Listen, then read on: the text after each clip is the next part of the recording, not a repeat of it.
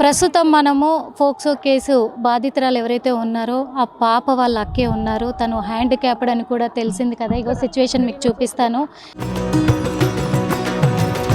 పాతికేళ్ల ప్రస్థానం, ప్రవాసంలో మన సంస్కృతి సామ్రాజ్యం, మన సిలికాన్ ఆంధ్ర ఇప్పుడు అమెరికా గడ్డ దద్దరిల్లేలా, తెలుగు రక్తం ఉరకలెత్తేలా చరిత్ర పుటల్లో నిలిచిపోయే రజతోత్సవ మహా సంగ్రామ సంబరం, విశ్వవ్యాప్త తెలుగు దిగ్గజాల అక్షర కవాతు, అద్భుత కళా వైభవం. రండి, మన అస్తిత్వాన్ని విశ్వఖ్యాతిని చాటి చెబుదాం. ఆగస్టు 1న అమెరికా కాలిఫోర్నియా ఓక్లాండ్ ఎరీనాలో సిలికాన్ ఆంధ్ర రజతోత్సవ వేడుకలో పాల్గొందాం. ఇప్పుడు తను మాత్రం ఉంది, తనని ఎవరు చూసుకుంటారు? అసలు తన పరిస్థితి మనం చూస్తున్నాం. మాటలు రావు, తనకేం జరుగుతుందో తెలియదు, అసలు ఏమైపోయారో కూడా తెలియదు, కుటుంబ సభ్యులు ఎక్కడికి పోయారనేది కూడా విషయం తెలీదు. పాపము తనను ఇలాంటి పరిస్థితుల్లో ఒక అనాథగా మిగిలిపెట్టాడు నిందితుడని కూడా చెప్పుకోవచ్చు. పరిస్థితి మనకు తెలుస్తుంది కదా. మనం మాట్లాడుతుంటే అర్థమవుతుందా? తనకి అర్థమవుతుంది కానీ మాట్లాడడానికి రాదు, సైగ చేస్తుంది. మా అక్క చెల్లె ఇటు అమ్మ ఏడికి పోయారు తెలుసా నీకు? హాస్పిటల్కి తెలియదా? కనిపించిరా? పొద్దున్న నుంచి కనిపించిరా నీకు?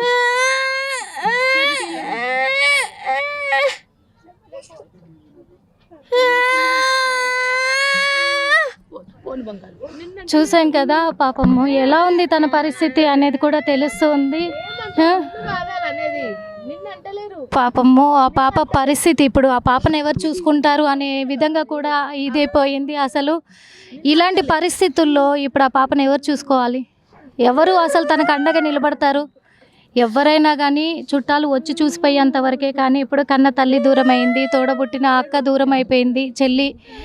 ఇప్పుడు ఈ పాప పెద్దామె చెల్లి. ఇప్పుడు ఫోక్సో కేసు నమోదైంది కూడా చెల్లి మీద. పాపము పరిస్థితి ఎంత దారుణంగా అంటే అంత దారుణంగా ఇదైపోయింది.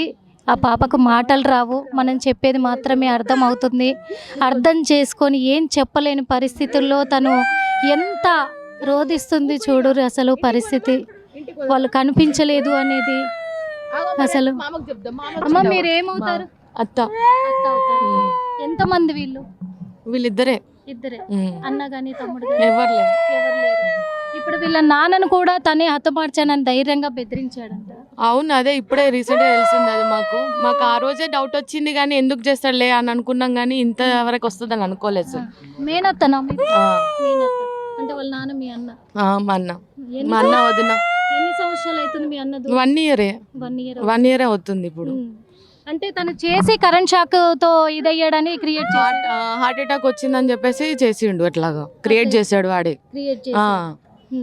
పాప ఎలా ఉండేది అసలు? తను మంచిగా కాలేజీకి వెళ్తుంది అన్నారు. ఎలా ఉంటది అందరితో? మంచిగానే ఉంటది, అందరితో బాగానే ఉంటది. ఇట్లా అవుతుందని మాకు రీసెంట్గా ఇప్పుడు తెలిసింది. అసలు నాకు తెలియదు. మొన్ననే రీసెంట్గా మా ఇంటికి వచ్చింది. 15 days హాలిడేస్ ఉండేనా, నేను బెంగళూరులో ఉంటా. మొన్న వచ్చాను, పెళ్ళికి వచ్చింది. 15 రోజులు మా ఇంటి దగ్గర ఉంది. మా అమ్మ వాళ్ళు ఇద్దరు వాళ్ళని ఉంచుకొని పంపించారు. మొన్న కూడా వీళ్ళ ఫంక్షన్కి వెళ్ళి వచ్చిర్రు. 10 days వెళ్ళారు వాళ్ళ ఇంటికి. మొన్ననే వచ్చారు.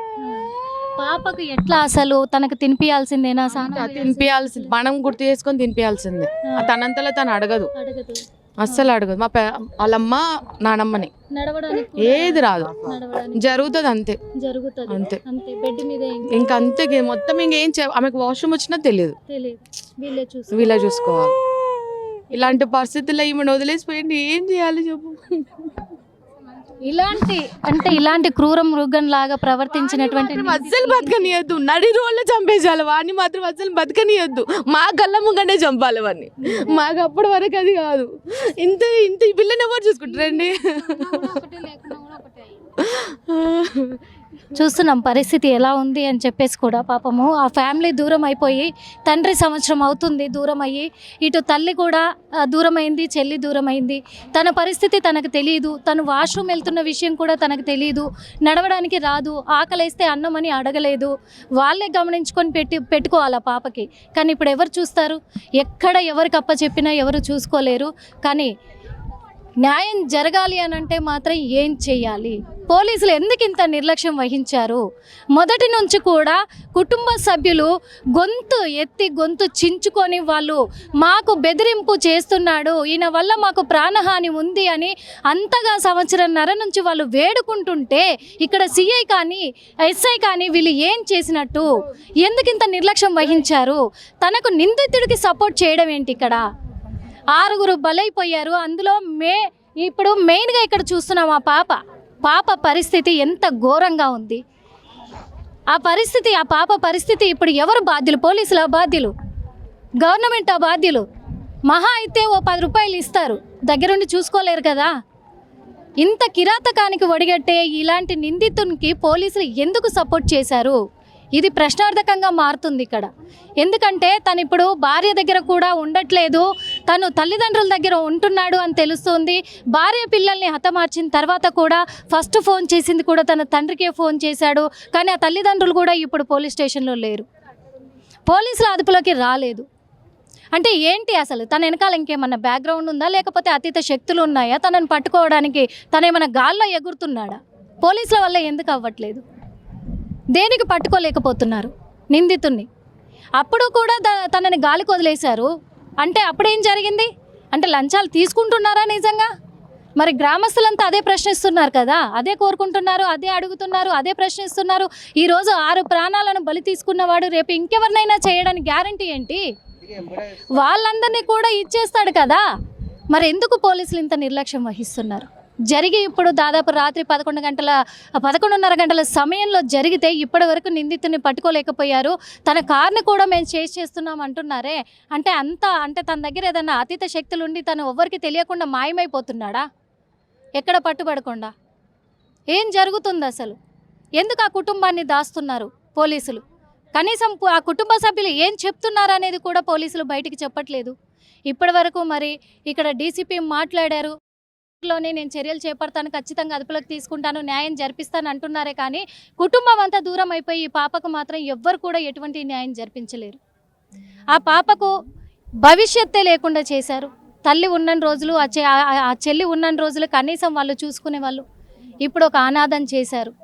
అలాంటిది ఎంత క్రూరత్వం అనుకోవాలి. ఇలాంటి క్రూరత్వంగా ప్రవర్తించినటువంటి నిందితుడిని మన మహారాష్ట్రలో చేశారు కదా. 32 మంది ఒక అమ్మాయి పైన అఘాయిత్యం చేస్తే, 13 సంవత్సరాల అమ్మాయి పైన 5 రోజులు అఘాయిత్యం చేస్తే ఆన్ రిజల్ట్ పబ్లిక్గా చూపించారు. అదంతా అందరు చూస్తూనే ఉన్నారు. మరి ఎందుకు ఇక్కడ మాత్రం తెలంగాణ రాష్ట్రంలో ఇలా ఉంది? ఎన్ని కేసులు, ఎన్ని ఫోక్సో కేసులు నమోదవుతున్నాయి, ఎన్ని కూడా హత్య కేసులు నమోదవుతున్నాయి. అయినా కానీ నిందితులు మళ్ళీ బయటకు వస్తూనే ఉన్నారు, నేరాలు చేస్తూనే ఉన్నారు. ఈసారైనా ప్రభుత్వము ఖచ్చితంగా కూడా దృష్టిలోకి తీసుకొని కఠిన చర్యలు తీసుకోవాలి. అలాగే ఇలాంటివన్నీ జరగకుండా కూడా లా అండ్ ఆర్డర్ విషయంలో కూడా చాలా స్ట్రిక్ట్గా ఉంటే చాలా మంచిది. లేకపోతే మాత్రం ఏ ఊర్లో ఇలాంటి సమస్య తలెత్తుతాదో ఆ ఊరు ప్రత్యక్షంగా కూడా వాళ్ళు రెస్పాండ్ అవ్వడానికి ఉన్నారు. వాళ్ళు ఉద్రిక్తంగా కూడా ఉజృంభించడానికి కూడా సిద్ధంగా ఉన్నారు. ఒక్కొక్క ఊరు ఏకమైతే కనుక మొత్తము ఈ రాష్ట్రమే ఏకమైందంటే ప్రభుత్వం ఎక్కడా కూడా ఉండదు, పోలీసులు ఎక్కడా కనిపించరు. మరి వాళ్ళ పరిస్థితి వాళ్ళే అర్థం చేసుకోవాలి, ఖచ్చితంగా చర్యలు చేపట్టాలి, కఠిన శిక్షలు విధించేలాగా చూసుకోవాలని కోరుకుంటూ ఉన్నాము. ఈ అమ్మాయికి మరి ఎటువంటి న్యాయం జరిపించబోతున్నారనేది ప్రభుత్వం నిర్ణయం తీసుకోవాలి. ఖచ్చితంగా కూడా ఎలా అండగా ఉండబోతున్నారనేది కూడా మరి ఆ అమ్మాయి పరిస్థితి చూశారు, ఖచ్చితంగా చూశారు. కాబట్టి ఆ అమ్మాయికి మరి కేర్ టేకర్లను స్పెషల్గా పెడతారా, ఏం చేస్తారు, ప్రభుత్వం నిర్ణయం తీసుకోవాలి ఖచ్చితంగా కూడా. కెమెరామెన్ విజయ్తో నిర్మల, RTV.